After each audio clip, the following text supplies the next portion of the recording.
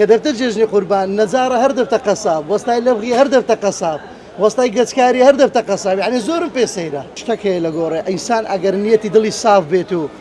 کەمیەکی لە بەرچیدا بێت خوای گەورە لەبیر ناکە قوربانێکی هەر دەکا بڵێ و نەڵێ هەر دەیکا ئەگەر نەشیبێ ئەوە دەسەڵات نییە بە قورعان حەسب لە توانای خۆمدایە دوای ڕۆژانە 10 قلە 8 قلە 5 قلە دەیکوژینەوە و چای دەکەین. لە جژنی قوربان قەساب بەدەست ناکەوی لە ئێستاوە پێت گوتراوە ینی سڕیان دانراوە لە قەنەعەت کە زۆریشم بەڕێ کردێ بەس ئەمە مشکلێکی گەورەمان هەیە یعنی سبحان الله سنعاتەکەمان فەقیرە کە دەفتەر جژنی قوربان نەجارە هەر دەفتە قەساب وەستای لەبغی هەر دەفتە قەساب وەستای گەچکاری هەر دەفتە قەساب یعنی زۆرم پێ سەیرە دەچینە ماڵان دەڵێ وەڵای کاکە پارەویشیان بۆ من نەکردووە ئێستا تۆ ئیشەی دەکەی کاکە ئەو سنعاتی خۆمە ئەو سنعاتی وینێ سنعاتی وەستای لەبغی دێ ئەلوم قەسابی دەکا شتی وا هەیە شارەزای خۆی دەوێت طبعا والله لە زیات ئێستا ئەمن بامە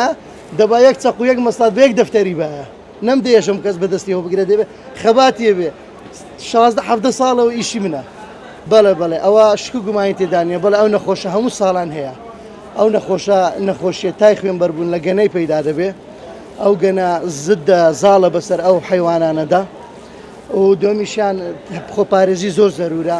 و ئەمەش هەمووشمان پێمان خۆشە هەرچی حیوان و هەرچی گۆڵکە لە قەسەبخانەکان بکوژرێتەوە